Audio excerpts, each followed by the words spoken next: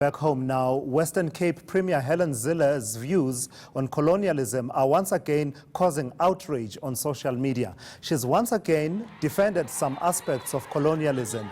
It all started when Johannesburg Mayor Herman Mashaba posted a picture stating that US President Donald Trump had accomplished far more than President Cyril Ramaphosa. After much outrage, Mashaba deleted the post, but not before someone tweeted that the post was as bad as Zille's previous colonialism tweet. Zilles responded by once again stating that there were benefits to colonialism. Last year, Zille faced a DA disciplinary inquiry after she made similar comments. Well, Helen Zille once again under the spotlight following more tweets on colonialism. She was responding, of course, as we've just said, to a follower who'd asked if Donald Trump was the new role model for the DA. She in turn questioned if the legacy of colonialism was only negative. Last year, Zille faced a disciplinary hearing within her party after she shared similar sentiments about colonialism. Up next, we speak to Dr. Ivo Sarakinski from the School of Governance. But let's take a listen to how it all played out last year. The apology by Helen Zille for her views on what she said were positive aspects of colonialism, as well as what the DA said they would do, how things would transpire from that moment on. Take a listen. I realize the wounds of history that my tweet and subsequent defense of it has opened. In particular, I recognize that my actions were insensitive to South Africans who suffered under colonial oppression. For this, I am genuinely sorry. So that was the apology. Take a listen to Muse Maimane then about how the DA was going to respond to Helen Zille's views on colonialism and perhaps restrict her communication. In the course of our engagements, Helen Zille realized that her tweet and some of the communication that followed was hurtful to many people, and particularly Black South Africans. Her acknowledgement of this is a huge step forward. Helen has agreed that in the best interest of the party, for her to vacate her position on all decision-making structures of the party, including the Federal Executive, Federal Council and Provincial Council.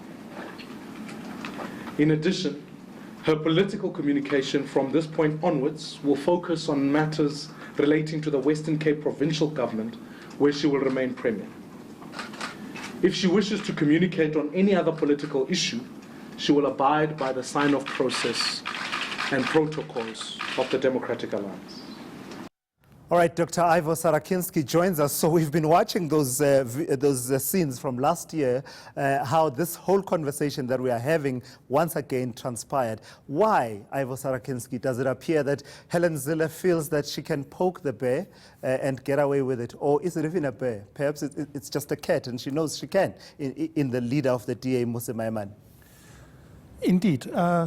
So it's either a sign of weakness in terms of the DA leader, his inability to assert control of over his party, or it's an issue in terms of her being so obsessed that she has to compulsively respond to anyone who says anything about this colonial issue. How much of a problem does it create for Muse Maimane? Because he was under pressure last year to make sure that the consequences meted out to Helen Zille were much firmer than what she ended up getting away with in as far as, stepping down from positions of leadership but retaining her premiership. How much pressure does this put Muse Maimane under, especially in light of how swift the DA disciplinary machinery has been in the wake of the situation with Patricia de Lille? Well, that's part of the public perceptions issue here, is that you've had two white women who've done some pretty strange things in the public domain. Diane Kohler Barnard saying life was better under apartheid in terms of reposting a Facebook post. Nothing happened to her, a slap on the wrists, a serious sanction for Helen Zille, but now she's back at it. And now the question is there a racial dimension to this? in terms of whites in the DA acting with impunity and non-white people in the DA being sanctioned immediately. That's a public perception that needs to be addressed. But it's a clear sign that all is not well in the DA. There are factions, the laptop boys, the Broomer boys, they even refer to some factions as Talibans, according to DA insiders now. And the DA leader, Mmusi Maimane, is missing in action. This is his opportunity to assert control of the party, show who's in charge, and give some consistency in the message that is being delivered to the public. In elections coming soon, you can't have this kind of nonsense going on in the public domain so close to a massive election. But it's kind of hard to understand what exactly is happening. I mean, given the fact that Mmusi Maimane got re-elected to lead the DA in terms of being the federal leader of the party. But as you say, there are questions now being asked about whether he's actually got the control of the party. I mean, this is a leader of a party who can't even express views about white privilege without being challenged by sections of the party. Of course, he downplays it and says it's healthy debate. Yes. Now, there are clearly major power plays underway in the DA, and all political parties have them. So there's nothing unusual there. What is very unusual and quite worrying for the DA is the inability of the leadership, especially the leader, Mmusi Maimane, to assert control and structure that debate so that it's clear and it takes a focus and it gets a policy direction that can contribute to the election momentum that they should be building now. They seem to be reinventing the book on how not to do it. And you can't renounce a policy before you've got a clear alternative in place. And that's the whole BE issue coming through again. Yeah, absolutely. It's major political mismanagement. To what extent then does it cost them politically and also electorally? I mean, I read a comment somewhere where, Mmusi Maimane is quoted as having responded to the latest, at least his spokesperson, Portia Adams, having responded to the latest row around Helen Zille by saying that we are focusing on the election. Is that necessarily a good response to say we will not allow ourselves to be distracted by Helen Zille rather than addressing the issues around Helen Zille, around the issues of the policy on BEE, and of course the situation with Patricia de Lille, so that by the time the elections come around, that's been dealt with perhaps to the satisfaction of the electorate?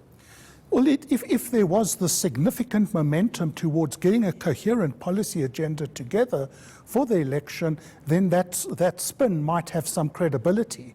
And it's not just circumventing a touchy issue inside the DA in terms of the power relationships there. But they're not even getting the policy direction right in terms of building that momentum up. It's just people saying different things all over the time, public statements to backtrack and clarify instead of attacking the ANC. Major constitutional court ruling yesterday.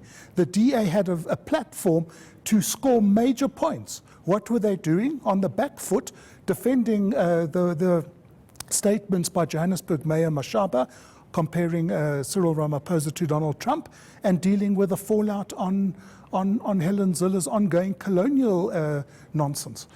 This isn't the way an opposition party, which has an opportunity to win some provinces, to make some serious inroads, should be gathering momentum. So add into that mix then, as a final question, Dr. Sarakinski, the situation in Nelson Mandela Bay, where it looks like another motion of no confidence will be moved on Mayor Athol Trollip.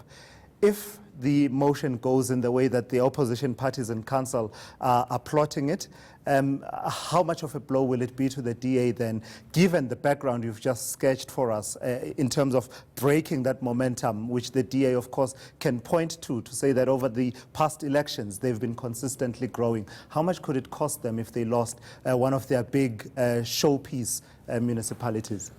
It will be a setback. I'm not sure it will be a significant setback because there's been immense turmoil in Nelson Mandela Bay.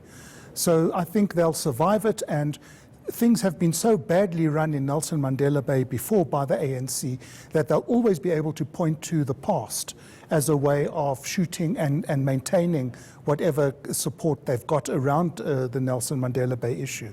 If they were to lose Tshwane or Johannesburg, with the EFF pulling out of that coalition, then I think we're talking a major, major blow in terms of the DA's momentum going forward. So the toenadering, wonderful Afrikaans expression, between the ANC and the EFF is increasingly becoming interesting now. And I think as the election gets closer, we need to watch the EFF in terms of those two very important measures. Thank you so much for coming through. We didn't even get to talk about the DA's choice for premier candidate in Gauteng, but I'm sure it's a discussion we will be having in the coming days. That is Ivo Sarakinski joining us here and talking a bit about the situation in the Democratic Alliance as it stands.